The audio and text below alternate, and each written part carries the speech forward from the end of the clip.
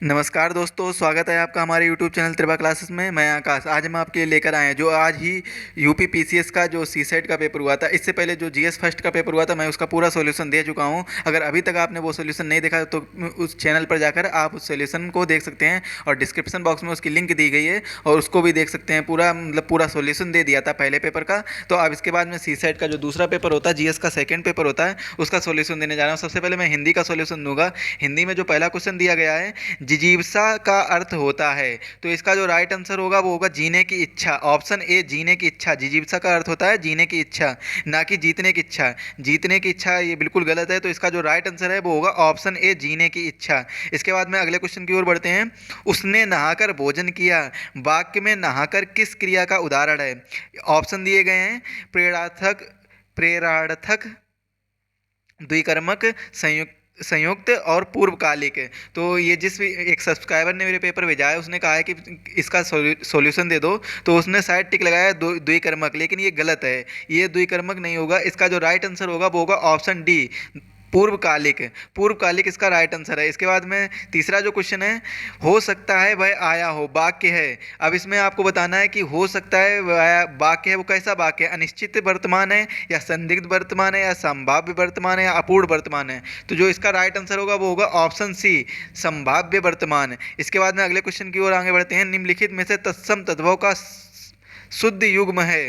नक्षत्र, नखत। ये तो नहीं हो सकता है। फिर इसके बाद में आगे बढ़ते, पकवात्र, पकवान, ये भी नहीं हो सकता। ये दोनों गलत हो रहे हैं। इसके बाद में गृद्ध, गीध, ये भी गलत हो रहा है। इसके बाद में जो अगला ऑप्शन है,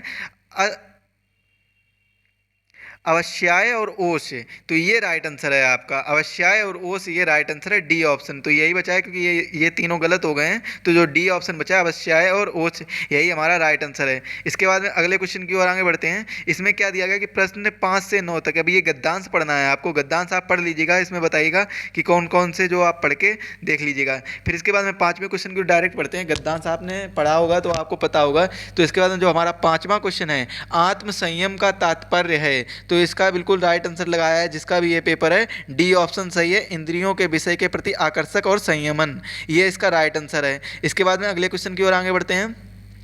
सत्ताच्युत का सही वर्तनी विश्लेषण है, तो इसका आपको बताना है कि जो सत्ताच्युत का सही वर्तनी विश्लेषण है वो कौन सा होगा। तो इसके लिए ये ऑप्शन होगा आपका बी ऑप्शन सही होगा, सत्ताच्युत। ये ऑप्शन सही है, बी वाला, ये सही वर्तनी विश्लेषण है। इसके बाद में अगले क्वेश्चन की ओर आगे बढ़ते हैं। क्वेश्चन नंबर 7, आज का मानव जीवन को अधिक जटिल कैसे बना रहा है? तो इसके लिए आपको बताना है कि 7 का जो होगा ऑप्शन सी सही होगा, सी, ये भी इसने सही लगाया है। संसार की सुख समृद्धि को बटोरने के प्रयत्न में, ये इसका सही आंसर है। इसके बाद में अगले क्वेश्चन की ओर आगे बढ़ते हैं। गद्यांश के अनुसार भौतिक पदार्थ है, तो 8वें का जो आंसर होगा वो होगा ऑप्शन डी। ऑप्शन डी 8वें का आंसर होगा, सुख दे सकते हैं किंतु आनंद नहीं। गद्यांश के अनुसार भौतिक पदार्थ। अब इसको आपको गद्यांश के पूरे गद्यांश को पढ़ना है, तो इससे बताना है कि गद्यांश के अनुसार भौतिक पदार्थ कौन सा है। तो इसका जो सही आंसर होगा वो होता है कि सुख दे सकते हैं किंतु आनंद नहीं। इसके बाद में अगले क्वेश्चन की ओर आगे बढ़ते हैं। क्वेश्चन नंबर 9, भौतिक पदार्थों के प्रति इंद्रियों का प्रबल आकर्षण है, इसका भी राइट आंसर होगा डी ऑप्शन, मानवीय दुखों का मूल कारण है, ये राइट आंसर है इसका। इसके बाद में अगले क्वेश्चन की ओर आगे बढ़ते हैं। क्वेश्चन नंबर 10, बहती गंगा में हाथ धोना, ये बिल्कुल सही है कि इसका आंसर होगा अवसर का लाभ उठाना। बहती गंगा में हाथ धोना मतलब अवसर का लाभ उठाना, ये तो हो नहीं सकता कि अवसर को खो देना, ये बिल्कुल गलत है। और ये बहती गंगा में हाथ धोना बहुत ही सिंपल क्वेश्चन है, आप बचपन से ही इसको बोलते आ रहे होंगे, कभी ना कभी बोलते होंगे, तो ये बहुत ही सिंपल क्वेश्चन है। इसके बाद में क्वेश्चन नंबर 11 दिया गया है, अज का अर्थ नहीं है जिसका जन्म ना हो, ये भी अर्थ है इसका। इसमें पूछा गया अर्थ नहीं है, दशरथ के पिता, ये भी इसका अर्थ हो सकता है। इसके साथ में ब्रह्मा विष्णु शिव भी इसका अर्थ हो सकता है, लेकिन मोती इसका अर्थ नहीं होगा। तो 11 का ऑप्शन बनेगा सी इसका सही आंसर है। इसके बाद में अगला क्वेश्चन है, निम्नलिखित में से सही युग्म चुनिए। गलीचा पुर्तगाली, आमदनी फारसी, अंग्रेज, फ्रेंच, पादरी, तुर्की। तो इसके लिए जो 12वां क्वेश्चन होगा, 12वें क्वेश्चन के लिए आपका ऑप्शन बनेगा ऑप्शन बी, आमदनी ऑफ फारसी। ये आमदनी है वो फारसी भाषा में है। इसके बाद में अगले क्वेश्चन की ओर आगे बढ़ते, क्वेश्चन नंबर 13, निम्नलिखित में से किस शब्द में एकाधिक उपसर्गों का प्रयोग हुआ है? तो इसमें आपको बताना है कि अनुकरण में हुआ है, निहत्ता में हुआ है, या व्याकरण में हुआ है, आगमन में हुआ है। तो इसमें पूछा गया है एकाधिक उपसर्गों का प्रयोग हुआ है। तो अनुकरण में अनु हुआ है, निहत्ता में नी हुआ है, आगमन में आ हुआ है, लेकिन व्याकरण में, ये इसका राइट आंसर है सी, ऑप्शन सी, व्याकरण। व्याकरण इसका राइट आंसर है। इसके बाद में महत्वपूर्ण कृति कृष्णायन उत्तर प्रदेश की बोलियों में से किस बोली में लिखी गई है? तो इसका जो राइट आंसर होगा वो ऑप्शन होगा बी, अवधि बोली में लिखी गई है। ब्रज बोली में नहीं लिखी गई है, अवधि बोली में लिखी गई। ज़्यादातर लोगों ने ब्रज बोली ही लगाया है, तो इसका राइट आंसर होगा ऑप्शन बी, अवधि में लिखी गई है, अवधि में। इसके बाद में अगले क्वेश्चन की ओर आगे बढ़ते हैं। आजीवन में समास है, तत्पुरुष, अव्ययी भाव, द्वंद्व, कर्मधार है। इसका जो राइट आंसर होगा वो होगा ऑप्शन बी, अव्ययी भाव, अव्ययी भाव समास है। इसके बाद में 16 नंबर क्वेश्चन है, शब्द चयन की दृष्टि से इनमें एक शुद्ध वाक्य है। रविंद्रनाथ टैगोर की कुछ रचनाओं का नागरी भाषा में अनुवाद हुआ। राजा हरिश्चंद्र के सदृश कोई सत्यवादी नहीं हुआ। पद्य के चौथे वाक्य को चरण कहते हैं। रामचंद्र शुक्ल ने अपने ग्रंथों की रचना की है। इसका जो सही आंसर होगा वो होगा ऑप्शन बी, राजा हरिश्चंद्र के सदृश कोई सत्यवादी नहीं हुआ है। ये सही शुद्ध वाक्य है।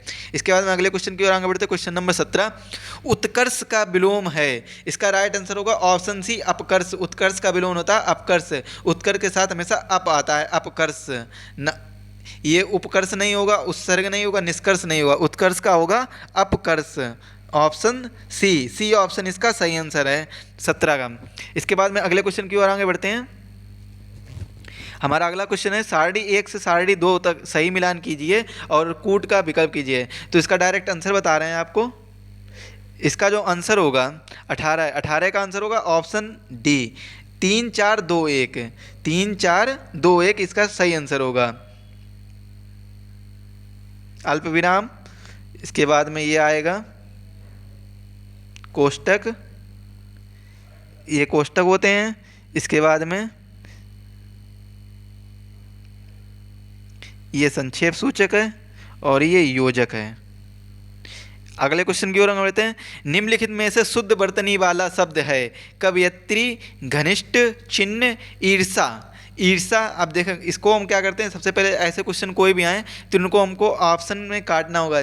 चिन्ह ऐसे नहीं लिखा, शुद्ध वर्तनी वाला शब्द नहीं है। इसके बाद में कवयित्री, कवयित्री होता, ये अगर मात्रा लगी होती छोटी की वहाँ पे तो ये सही हो जाता, लेकिन मात्रा नहीं लगी तो ये भी गलत है, यहाँ से भी गलत है। इसके बाद में ईर्षा नहीं होता है, ईर्ष्या होता है, आपको पता होगा ईर्ष्या होता है, तो ये शुद्ध वर्तनी है, लेकिन ये इसका तो ये भी गलत है। तो इसका जो सही आंसर होगा वो होगा ऑप्शन बी, घनिष्ठ। घनिष्ठ ये शुद्ध वर्तनी वाला शब्द है, तो इसका ऑप्शन बी, घनिष्ठ। स्वार्थ में निम्नलिखित में से कौन सी संधि है? अब जो स्वार्थ शब्द दिया गया है इसमें निम्न में से बताना है कि कौन सी संधि यूज की गई है। दीर्घ संधि, यड़ संधि, वृद्धि संधि, गुण संधि। आपको इसमें बताना है कि कौन सी संधि है इसमें, स्वार्थ में कौन सी संधि है। तो इसका जो राइट आंसर होगा वो होगा ऑप्शन ए, दीर्घ संधि। दीर्घ संधि स्वार्थ में स्थित है। इसके बाद में क्या, अगर आपने अभी तक चैनल को सब्सक्राइब नहीं किया है तो चैनल को जरूर सब्सक्राइब करें और बेल आइकन को जरूर प्रेस करें, जिससे आने वाली जितनी भी वीडियो है उसकी अपडेट सबसे पहले आपको मिल जाएगी। और इसी के साथ में अगले क्वेश्चन की ओर आगे बढ़ते हैं। क्वेश्चन नंबर 21, गमन शब्द का विपरीत अर्थक बनाने के लिए इनमें से किस उपसर्ग का प्रयोग शुद्ध है? अनु, उप, आ, परि। तो इसका राइट आंसर होगा आ, आगमन, आगमन। इसके बाद में अगले क्वेश्चन की ओर आगे बढ़ते हैं। निम्नलिखित में देवता का पर्यायवाची शब्द है? किंकर, विबुध, विपुल, लोकेश। तो इसका जो 22वां होगा उसका आंसर होगा ऑप्शन बी, विबुध। इसके बाद में अगले क्वेश्चन की ओर आगे बढ़ते हैं। हिंदी शब्दकोश में छ का क्रम इनमें से किस वर्ड के बाद आता है? जो छ शब्द है, छ का क्रम है वो किस वर्ड के बाद आता है? जो 23 का होगा वो होगा हिंदी शब्दकोश में, तो इसका राइट आंसर होगा इसमें काफ़ी कन्फ्यूजन है। छा का क्रम इनमें से किस वर्ण के बाद में आता है? इसको छोड़ते हैं, इसके बाद में आगे देखते हैं अगला क्वेश्चन, क्वेश्चन नंबर 24। तो 24 देखते हैं। Fill in the blanks given sentence by choosing the correct option. No sooner did she arrive dot dot they started laughing. तो जो 24 होगा उसका होगा देन, क्योंकि हमेशा ये कंपैरेटिव डिग्री हो गई तो इसके साथ देन का यूज होता है, THAN। ये बिल्कुल नहीं होगा, देन का बिल्कुल नहीं होगा, देन का मतलब हो जाता तब, तो यहाँ पर होगा देन, THAN इसका यूज होगा देन का। नो सूनर डिड के साथ हमेशा देन का यूज होता है, क्योंकि ये सूनर है वो कंपैरेटिव डिग्री में हो गई। तो इसके बाद में आगे बढ़ते हैं। Which of the following option has the correct passive voice from the following sentence? Lock up that house। तो इसमें बताना है कि इसका राइट आंसर कौन सा होगा। तो जो हमारा 25 क्वेश्चन है उसका राइट आंसर होगा option C, let that house be locked up. Let that house be locked up. इसके बाद में अगले क्वेश्चन की ओर आगे बढ़ते हैं। 26 दिया गया, choose the appropriate meaning of the phrase put up with. Put up with का मतलब बताना है कि पुट अप विद का क्या मतलब है, फ्रेज बताना है। तो इसका जो 26 होगा, 26 का राइट आंसर होगा ऑप्शन ए, टोलरेट।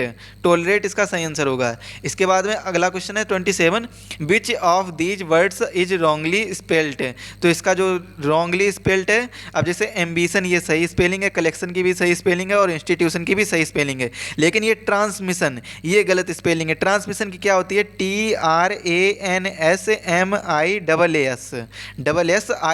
ट्रांसमिशन की ये स्पेलिंग होती है, ना कि ट्रांसमिशन, TION नहीं होता है, ट्रांसमिशन ये होती है। जैसे आपका कोई ना कोई। इसके बाद में ये पैसेज दिया गया, इसको पढ़ के 28 से 31 तक क्वेश्चन के जवाब देने हैं। इसके बाद में 28 देखते हैं। बुक्स आर इम्पोर्टेंट फॉर, किसके लिए इम्पोर्टेंट है? 28 का जो राइट आंसर होगा वो होगा ऑप्शन सी, 28 का सी। इसके बाद में आगे बढ़ते हैं अगले क्वेश्चन की ओर। What delight does a good book provide. तो इसका जो 29 होगा, 29 का सही आंसर होगा option C, it opens the window to the universe. इसके बाद में अगले क्वेश्चन की ओर आगे बढ़ते हैं। How can we command the best of, ये थोड़ा सा कटा हुआ है, समझ में नहीं आ रहा है, तो इसको ऐसे छोड़ देते हैं थोड़ा सा। तो ये how can we command the best of literature. तो इसका जो 30 का राइट आंसर होगा वो होगा ऑप्शन बी। ऑप्शन बी इसका राइट आंसर है, बाय परचेजिंग ए वैल्यूम प्राइसिंग $2 ओनली। तो इसका ये बी राइट आंसर है। इसके बाद 31 पर चलते हैं। तो 31, the compound word master स्प्री the passage means. ये जो कंपाउंड वर्ड दिया गया मास्टर स्प्री, इसका क्या मतलब दिया गया ये पूछा जा रहा है। तो 31 का जो राइट आंसर होगा वो होगा option D, the controlling spirit. The controlling spirit ये इसका राइट आंसर है, ऑप्शन डी इसका राइट आंसर है। इसके बाद में अगले क्वेश्चन की ओर बढ़ते हैं, क्वेश्चन नंबर 32। तो 32 है, choose the correct indirect speech given sentence. तो the doctor said to me take this medicine twice a day. तो डॉक्टर क्या है, अगर डॉक्टर कोई बात कह रहा है तो वो बोल रहा है कि यह दवा आपको दिन में 2 बार लेनी है, तो वो क्या कर रहा है, एडवाइस दे रहा है। तो यहाँ पर देखते हैं कि डॉक्टर टोल्ड मी, ये तो गलत हो गया ए ऑप्शन। ये the doctor said to me ये भी गलत हो गया। इसके बाद में द डॉक्टर आस्क्ड मी, वो हमसे पूछ नहीं रहा है, वो हमें एडवाइस दे रहा है। तो क्या होगा, the doctor advised me to take medicine twice a day. तो इसका ऑप्शन होगा डी, डी इसका राइट आंसर है, ऑप्शन डी। इसके बाद में अगले क्वेश्चन की ओर आगे बढ़ते हैं। अब यहाँ से ये जो कुछ क्वेश्चन है उसमें से दूसरे सर कराएंगे। इसके बाद में हम जो मेरे बनते हैं उन क्वेश्चन को हल कराता हूँ, सॉल्व कराता हूँ। इसके बाद में देखते हैं 37। तो 37 में क्या होगा, सबसे पहले 35 को देख लेते हैं। 35 है, एक व्यक्ति की ओर संकेत करते हुए एक आदमी ने महिला से कहा, उसकी माँ तुम्हारे पिता की इकलौती पुत्री है। वह महिला इस व्यक्ति से किस प्रकार से संबंधित है। तो इसका जो राइट आंसर होगा वो होगा ऑप्शन सी, माता। माता से संबंधित है। इसके बाद में क्वेश्चन देख लेते हैं अगला 37। तो 37 में, यदि बीते कल का पहला दिन शनिवार था तो आने वाले कल के बाद कौन सा दिन होगा। तो जो इसका राइट आंसर होगा 37 का वो होगा सी, बुधवार। इसके बाद में अगले क्वेश्चन की ओर आगे बढ़ते हैं। तो क्वेश्चन नंबर हम 39 कराएंगे। 39 में देखते हैं क्या है।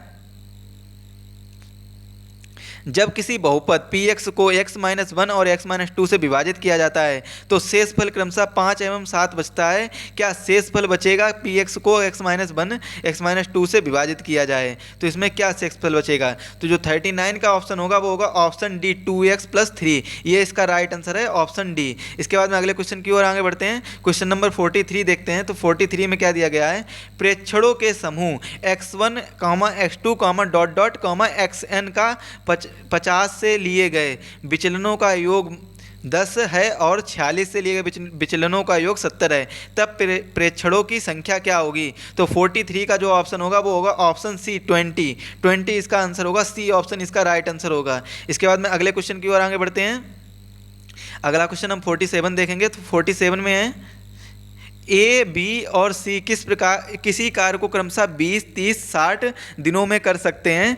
कितने दिनों में ए उस कार्य को पूरा कर सकता है यदि वह प्रत्येक तीसरे दिन बी और सी द्वारा सहायता प्राप्त करता है? तो इसका जो 47 का राइट आंसर होगा वो होगा ऑप्शन बी 15 दिन। 15 दिन में वह काम पूरा कर सकता है। इसके बाद में अगला क्वेश्चन देखते हैं।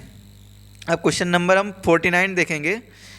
इसमें दिया गया है निम्न शब्दों में अंग्रेजी शब्दकोश के अनुसार अब व्यवस्थित करके तीसरा शब्द प्राप्त कीजिए। अब इसको व्यवस्थित करके हमें तीसरा शब्द प्राप्त करना है। तो इसका जो राइट आंसर होगा, अब इसको देख लेते हैं। QUA, तो ये तो आ रहा है तो कोई दिक्कत नहीं, इसको तो नहीं करना है। तो इसका जो तीसरा शब्द होगा तो सबसे पहले क्या होगा? QUA होगा। फिर इसके बाद में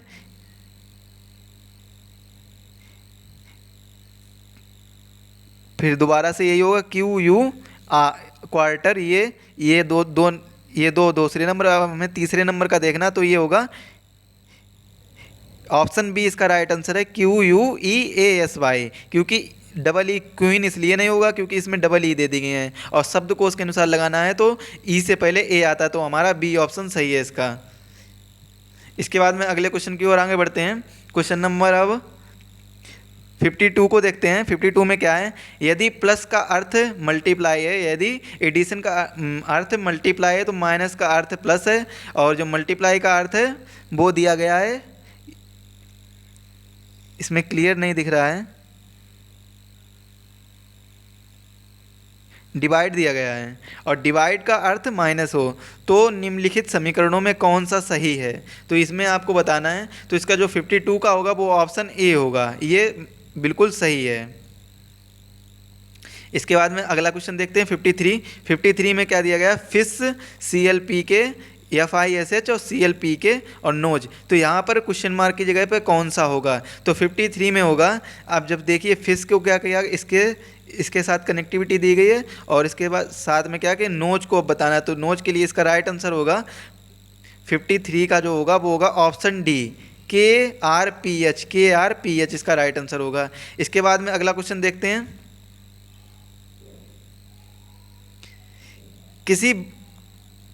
किसी वार्षिक चक्रवृद्धि ब्याज की दर से 1200 की धनराशि 2 वर्षों में 1348 रुपये 32 पैसे हो जाएगी। इसकी अब रेट बतानी है कि दर बतानी कौन सी दर से हो जाएगी। तो इसका जो राइट आंसर होगा वो होगा ऑप्शन सी इसका राइट आंसर होगा 6%। 6% की दर से 1200 की राशि 1348 रुपये 32 पैसे हो जाएगी। इसके बाद में अगला क्वेश्चन देखते हैं। क्वेश्चन नंबर 57, निम्नलिखित रेखा चित्रों में त्रिभुजों की गणना तथा सही उत्तर प्राप्त कीजिए। अब इसमें त्रिभुज बताने हैं कि कितने त्रिभुज हैं, तो इसके लिए ऑप्शन होगा वो ऑप्शन सी सही होगा, 16 त्रिभुज हैं इसमें। इसके बाद में अगले क्वेश्चन की ओर आगे बढ़ते हैं। 1 से 100 तक की कितनी संख्याएं हैं जो न केवल 4 से पूर्णतः विभाज्य हैं बल्कि उनसे 4 का अंक भी हो? इसके साथ बताना है। तो इसका जो 58 का राइट आंसर होगा वो होगा ऑप्शन ए 7। तो 1 से 100 तक की 7 संख्याएं हैं जो न केवल 4 से पूर्णतः विभाजित हैं और बल्कि उनमें 4 का अंक भी है। इसके बाद में अगले क्वेश्चन की ओर आगे बढ़ते हैं। देखते हैं कौन सा क्वेश्चन नंबर 60। क्वेश्चन नंबर 60 है ए बी सी एक त्रिभुज है जिसमें A B 3 centimetre, B C 4 centimetre तथा कोण बी 90 अंश। व्यास ए बी वाला वृत्त ए सी को डी पर प्रतिच्छेदित करता है और वृत्त की डी पर स्पर्श रेखा बी सी को ई पर प्रतिच्छेदित करती है, तब ई सी बराबर होगा किसके? तो 60 नंबर का जो ऑप्शन बनेगा वो बनेगा ऑप्शन सी, 2.5 सेंटीमीटर, 2.5 सेंटीमीटर के बराबर होगा। इसके बाद में अगले क्वेश्चन को देखते हैं। अगला क्वेश्चन है यक्स का न्यूनतम मान क्या होगा जिसके लिए संख्या, ये जो ब्रैकेट लगा है, फिर इसके बाद में 3 और फिर उसके bracket x plus 63 bracket close plus 640 पूरी तरह से 17 से विभाजित हो जाए, इसको बताना है। तो इसके लिए जो राइट आंसर होगा वो होगा 7, ऑप्शन सी 7। इसके बाद में अगले क्वेश्चन की ओर देखते हैं। अगला क्वेश्चन है जो 64, यदि किसी कूट भाषा में पेंट को 74,128 लिखा जाता है और एक्सेल को 93,596, उसी कूट भाषा में एक्सेप्ट को कैसे लिखा जाएगा? एक्सेप्ट को कैसे लिखा जाएगा? तो इसका जो 64 का राइट आंसर बनेगा वो बनेगा ऑप्शन ए। जैसे कि आपको पता है कि यहाँ पर ए देखिए, ए किससे है? 4 से है। इसके बाद में सी दिया गया है, तो सी किससे दिया गया है? यहाँ पर देखिए 5 से, और फिर दोबारा से सी 5। इसके बाद में आप देख लीजिए जब ए किसी में 4 है नहीं, केवल ए ऑप्शन में, तो ए वाला सही आंसर है। इसके बाद में अगला क्वेश्चन देखते हैं।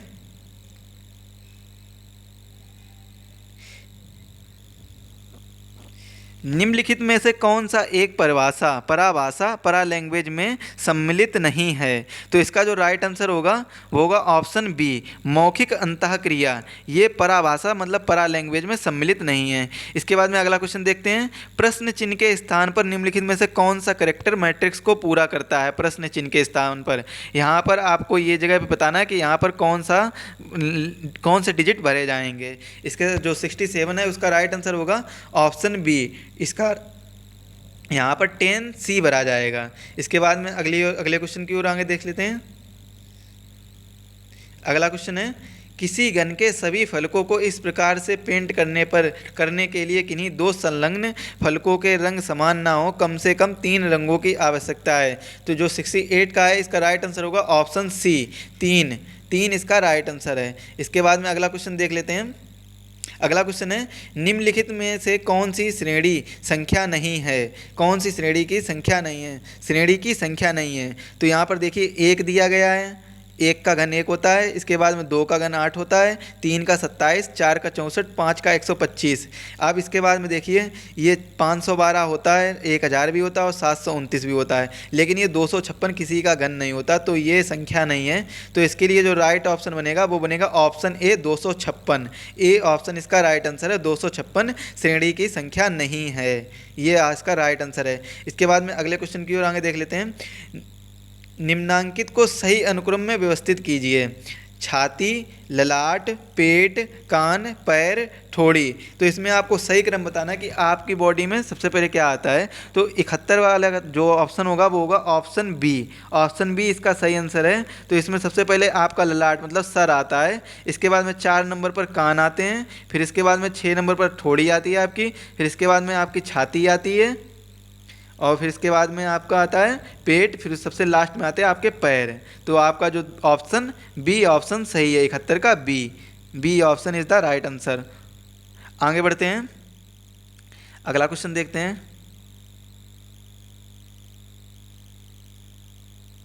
क्वेश्चन नंबर 75, निम्नलिखित में से असंगत को चुने। इसमें असंगत को चुनना है। 15 अगस्त, 26 नवंबर, 14 नवंबर और 26 जनवरी। अब इसमें असंगत को चुनना है। अब आपको पता होगा कि इसमें असंगत कैसे हो सकता है। तो 75 का जो ऑप्शन होगा वो होगा 26 नवंबर।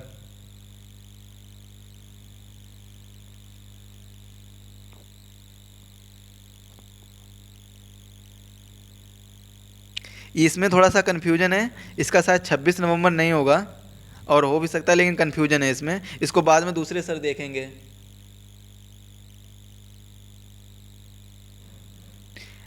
इसके बाद में अगले क्वेश्चन की ओर आगे बढ़ते हैं।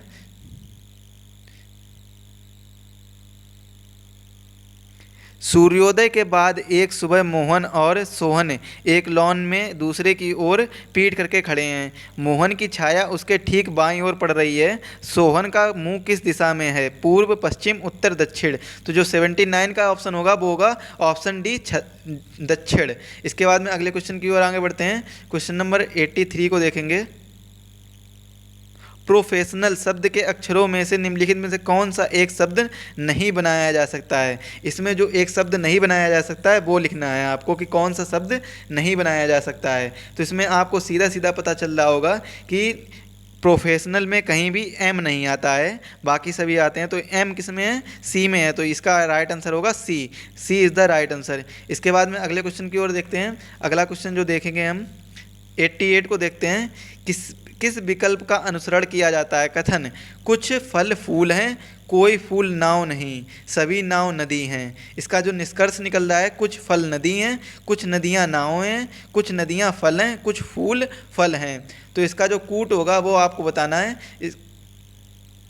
तो इसका जो राइट आंसर होगा वो होगा ऑप्शन सी। ऑप्शन सी इसका राइट आंसर है। केवल 2 और 4 अनुसरित करते हैं। केवल 2 और 4 अनुसरित करते हैं, मतलब कुछ फल नदी हैं और साथ ही साथ कुछ फूल फल हैं, ये अनुसरित करते हैं। इसके बाद में अगला क्वेश्चन की ओर देखते हैं। अगला क्वेश्चन देखेंगे 90।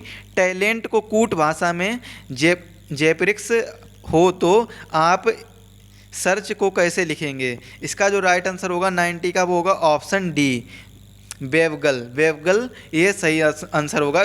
WIEVGL ये इसका राइट आंसर होगा। इसके बाद में अगले क्वेश्चन की ओर देखते हैं। Question number 93। ड्यूमा का संबंध रूस के उस प्रकार से जिस प्रकार से सोरा का संबंध है। इसके लिए ऑप्शन होगा ए, अफगानिस्तान। इसमें थोड़ा सा कन्फ्यूजन है, आप इसको गूगल पर सर्च कर लीजिएगा, इसमें थोड़ा सा कन्फ्यूजन है। इसके बाद में अगले क्वेश्चन की ओर आगे बढ़ते हैं। क्वेश्चन देखेंगे। विवाह सदैव समाहित करता है प्रतिशोध, क्रोध, जुनून, मतभेद। तो इसका जो राइट आंसर होगा वो होगा ऑप्शन डी, मतभेद। तो आप बिल्कुल घबराइए मत, ये जितने भी क्वेश्चन रह गए हैं इसका सॉल्यूशन आपको जल्द से जल्द मिल जाएगा। इसका सॉल्यूशन है जो हमारी टीम इस पर सर्च कर रही है, एनालाइज कर रही है, तो इसका सॉल्यूशन आपको बहुत जल्द मिल जाएगा। आप हमारे चैनल पर बने रहें और चैनल को ज़्यादा से ज़्यादा सब्सक्राइब करें और वीडियो को ज़्यादा से ज़्यादा अपने दोस्तों के साथ शेयर करें और इसका सॉल्यूशन आपको बहुत ही जल्द मिल जाएगा। टीम वर्क कर रही है और दूसरे सर आएंगे वो तुरंत आपको सॉल्यूशन देंगे इसका। तो बने रहें हमारे साथ। Thanks for watching.